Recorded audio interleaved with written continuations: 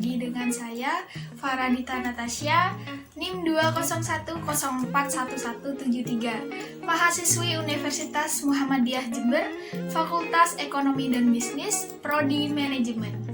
Di video kali ini saya akan membahas tentang atau menjawab soal yang sudah Bapak Isudin sediakan, yakni di mata kuliah pengantar ilmu manajemen dan bisnis. Langsung saja di pembahasan soal yang pertama. Menurut Brown and Petrello pada tahun 1976, business is an institution which product goods and service demands by people. Yang artinya, bisnis adalah institusi yang memproduksi barang atau jasa yang dibutuhkan oleh orang-orang atau manusia. Kalau menurut saya sendiri, bisnis itu ialah di mana seseorang itu menghasilkan atau menciptakan sesuatu dan itu untuk mendapatkan keuntungan atau mendapatkan apa yang dia inginkan. Yakni bisnis kerajinan tangan. Yang kerajinan tangan atau homemade, yakni membuat bunga flanel.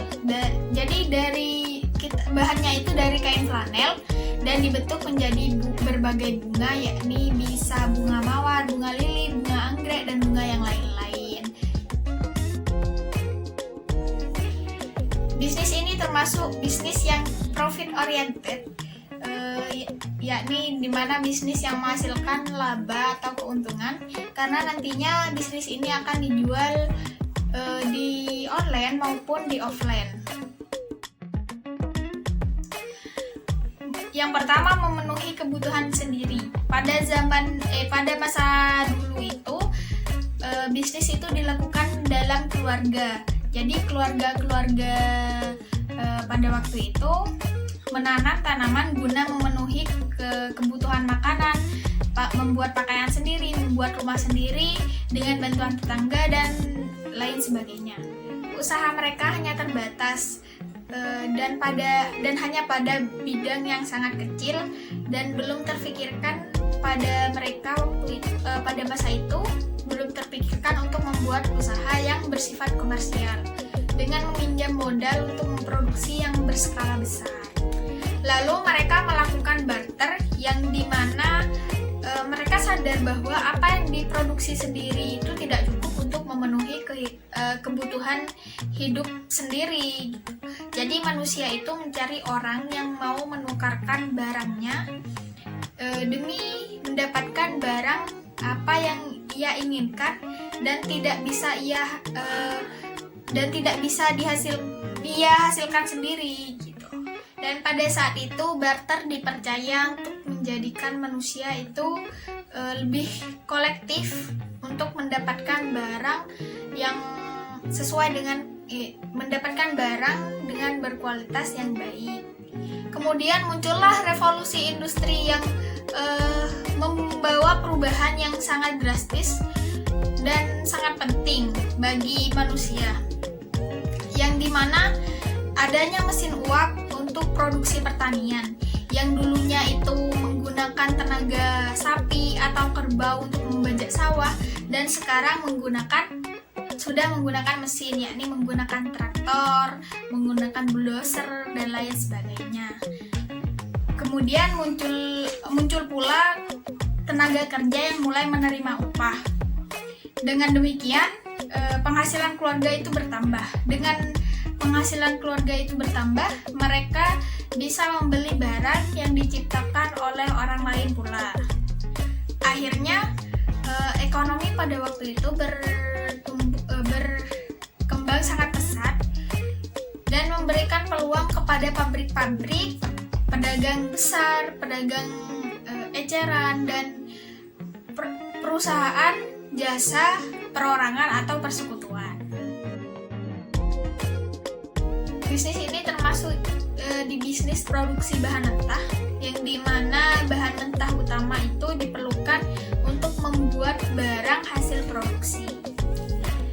Dan kemudian bahan mentah ini diolah melalui berbagai proses yang sudah ditentukan untuk dijadikan bahan yang bernilai guna dan akan menjadi barang jadi.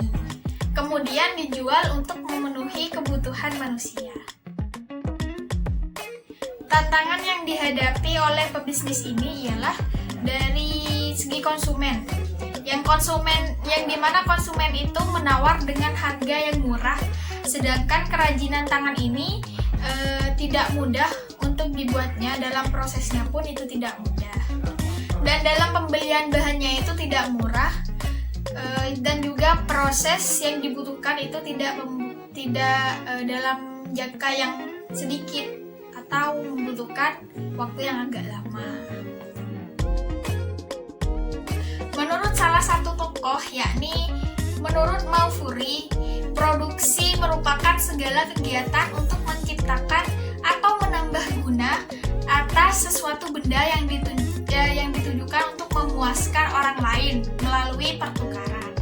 Kalau menurut saya, produksi itu ialah sesuatu yang sudah dihasilkan, sesuatu yang sudah diciptakan itu memiliki nilai, memiliki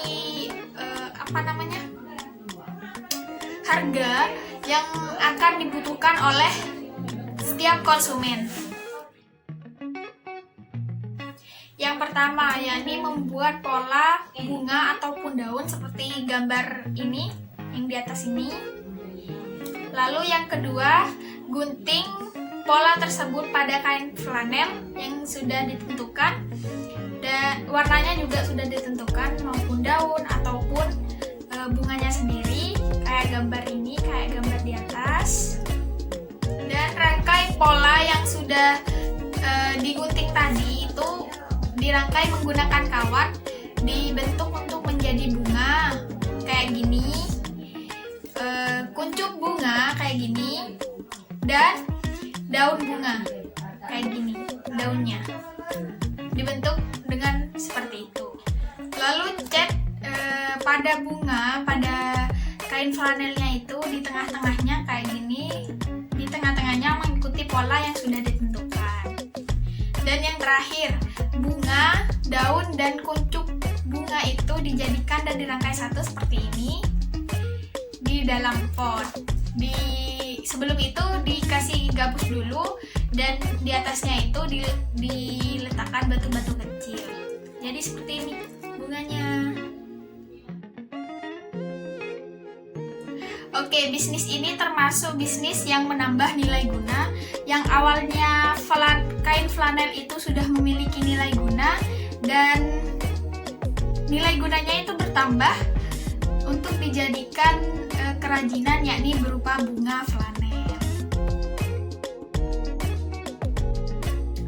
Bisnis ini termasuk dari bisnis yang farm utility, yang dimana manfaatnya itu dari perubahan bentuk. Jadi perubahan bentuk di sini itu yang dimana kain flanel itu diubah bentuknya untuk menjadi bunga sebagai hiasan, sebagai dekorasi di rumah untuk mempercantik rumah para konsumen. Jadi itu.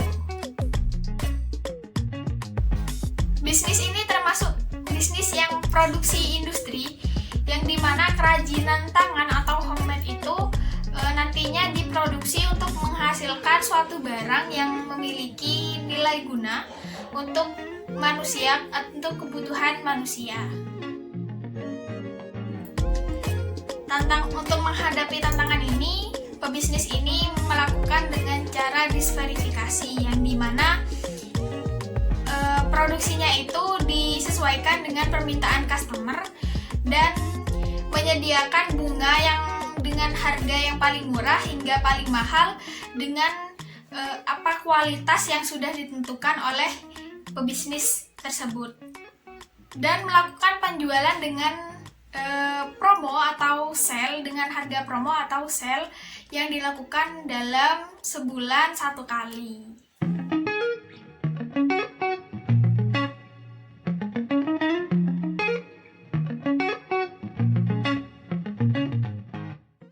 Sekian tugas dari mata kuliah Ilmu Pengantar Manajemen dan Bisnis. Semoga bermanfaat untuk kalian semua. Dan jangan lupa di-share, di-subscribe, dan di-like video ini. Sekian dari saya. Wassalamualaikum warahmatullahi wabarakatuh.